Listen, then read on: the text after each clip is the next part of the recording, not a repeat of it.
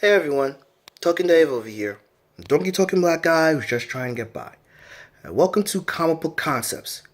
Here, I explain certain jargon, items, slang, or other terminology comic book fans like to use when they talk about their favorite superheroes and villains. Keep in mind that these concepts are not solely exclusive to comic books. They can also be seen or heard of in other works of fiction, such as sci-fi and fantasy. Alright? So, if you guys remember, I initially had a segment called Comic Book Character Origins, and then I changed that to Comic Book Origins. Why did I do that? Well, when I said Comic Book Character Origins, there was something that I wasn't keeping in mind at that time period. And that was something that's called a retcon.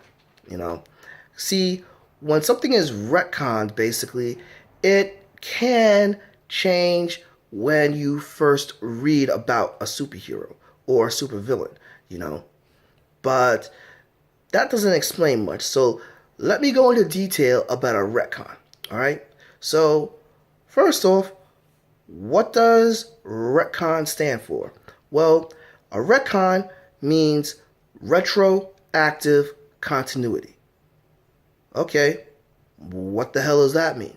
Well, retroactive continuity is basically coming up with something new or currently, and then basically this new item that you just came up with actually affects a character's history from the past that wasn't brought to light at that period of time. A prime example of retroactive continuity is with the Venom symbiote. When basically Spider-Man initially got the symbiote during the Secret Wars event, Spider-Man found out that the symbiote was trying to bond with him and take over him. And then when Spider-Man got the symbiote off of him, the symbiote immediately went to Eddie Brock and thus becoming the second Venom. Who was the first Venom? Well, I already discussed that in one of my comic book origins. But if you want to know who the first Venom was, look at the description box down below. But I recently found out that basically they kind of changed that origin recently. Because basically I just found out that, the symbiote didn't go to Eddie Brock after it detached itself from Spider-Man.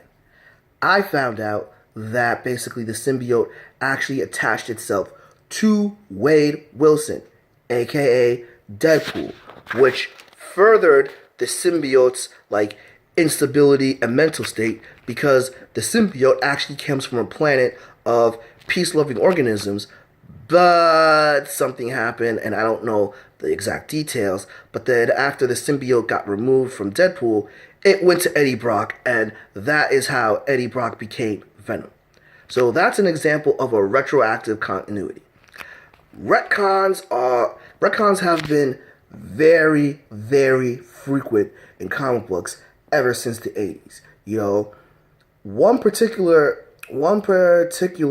event that a retcon is well known for is DC's Crisis on Infinite Earth.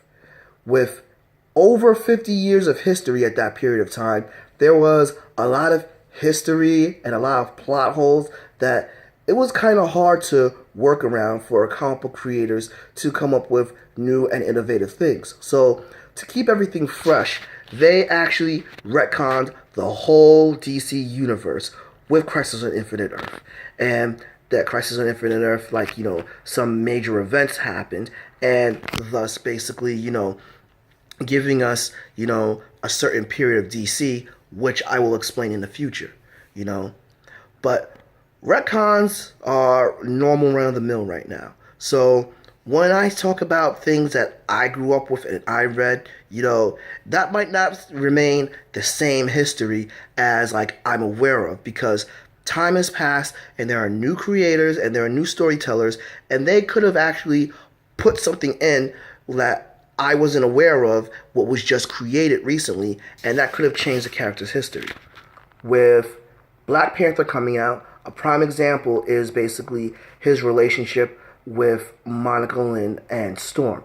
Now, I was aware of basically Monica Lynn being his first love interest in the comics.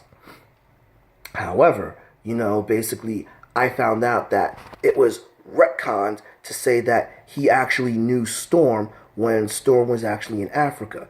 And I was not aware of this because they actually described this during a time period when I wasn't really in comic books as frequently. But, they inserted that T'Challa and Ororo knew each other when they were teenagers briefly, and then they reconnected again. That was not brought up or described in the 80s or 90s. That was something that will happen in the 2000s. Another example of a retcon, So when a lot of people say something got retconned, especially like, when you have an older comic book fan like me who was probably reading for about 10 to 15 years, stopped, tries to get back in, and a lot of things changed. Basically, the fans will tell you, oh, this got retconned, or that fan will tell you, oh, this got retconned, this got changed and everything. So a retroactive continuity is basically a change in the history, that actually furthers a character's story.